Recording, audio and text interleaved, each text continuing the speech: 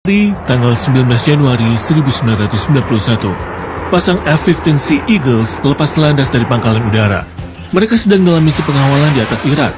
Kapten Cesar Rico Rodriguez dan penerbangnya Kapten Craig Mole Underhill menyapu langit di depan formasi 36 pesawat yang ditugaskan untuk menyerang target di dekat Baghdad sebagai bagian dari operasi Desert Storm.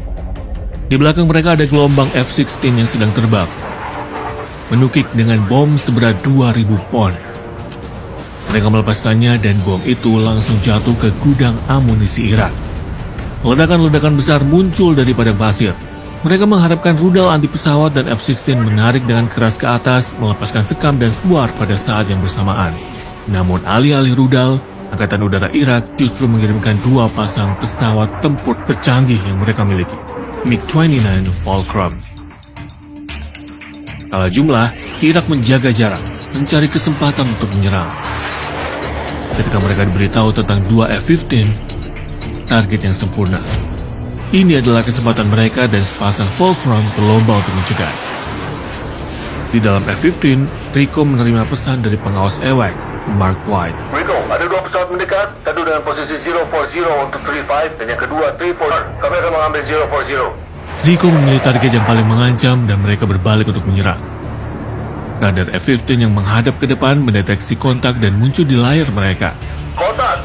Tapi itu bukan satu-satunya peringatan. Di layar lain, muncul angka 29. Itu adalah Radar Warning Receiver atau RWR, buah perangkat yang memberitahukan kepadanya ketika radar musuh dapat melihatnya. Aku di target, MiG-29. Aku melihatnya. Rico dan Mole bersiap-siap untuk beraksi. Kedua pasang musuh, keduanya pesawat tempur generasi keempat, saling mengincar satu sama lain dan menuju satu sama lain dalam pertarungan supersonik. Rico memilih rudal AIM-7 Sparrow. Tetapi Irak punya rencana. Mereka menukik jauh di bawah F-15, mencoba menggunakan kekacauan di darat untuk menyembunyikan diri dari radar. Tapi itu tidak berhasil. Di atas F-15-nya, Rico melihat satu kontak samar-samar terbagi menjadi dua target yang jelas. Aku melihatnya. Ini 2 lawan 2. Rico memilih salah satu kontak dan menguncinya. Di atas Fulcrum, sang pilot melihat alat penerima peringatan radarnya menyala dengan bunyi peringatan penguncian. Namun pihak Irak masih memiliki kartu as lainnya. Mereka berbelok ke samping dan tiba-tiba peringatan itu tidak berbunyi. Jari Rico melayang di atas tombol pelepas senjata ketika kontak radar tiba-tiba lenyap dari layarnya. Target hilang. Itu adalah blast spot di radar F-15. Objek yang bergerak tegak lurus tidak terlihat.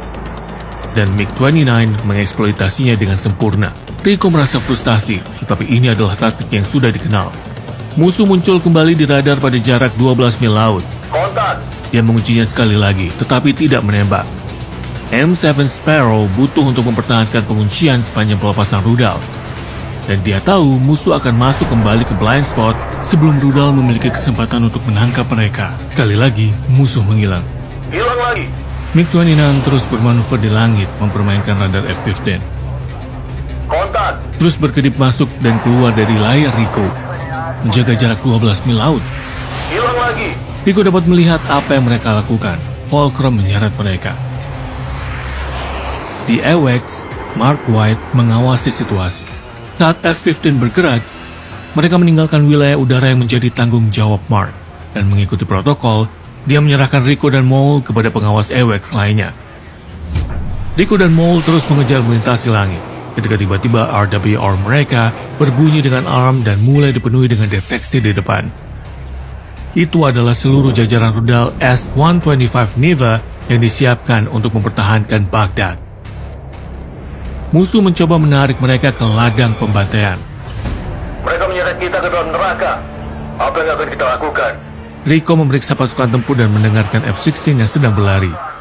Dia tahu jika dia dan penerbangnya terbang menjauh, maka F-16 pasti akan dicegat oleh MiG. Terjebak di antara situasi yang sulit, dia membuat pilihan yang berani. Tahan posisi. Terus dorong para bandit itu menjauh sampai serangan selesai. Lalu kita bisa keluar dari sini.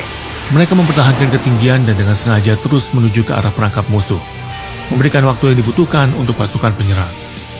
RWR berbunyi setiap kali radar musuh memindai F-15 dan mereka mendengarnya semakin sering dari detik ke detik. Tetapi Irak masih memiliki rencana yang licik. Mereka tahu bahwa Amerika bisa melihat rudal-rudal itu. Rudal itu bukanlah jebakan, mereka adalah pengalih perhatian. MiG-29 ketiga menyerbu ke arah F-15 dari sisi kiri mereka. Tidak terlihat oleh radar yang menghadap ke depan F-15. Dan dengan radarnya sendiri yang dimatikan agar tidak muncul di RWR F-15. Meskipun pertempuran tidak lagi berada di wilayah tanggung jawabnya, dalam AWACS-nya, Mark White terus mengamati situasi yang berkembang.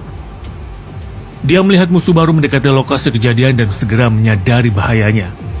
Tetapi untuk beberapa alasan, F-15 tidak menghindari kontak yang datang. Mereka tetap terbang lurus bahkan ketika bandit itu berada dalam jarak 18 mil laut. White menjadi gugup. Itu berada dalam jangkauan rudal R-27. 16 mil dan masih belum ada reaksi dari F-15. Dia berpikir untuk mengatakan sesuatu di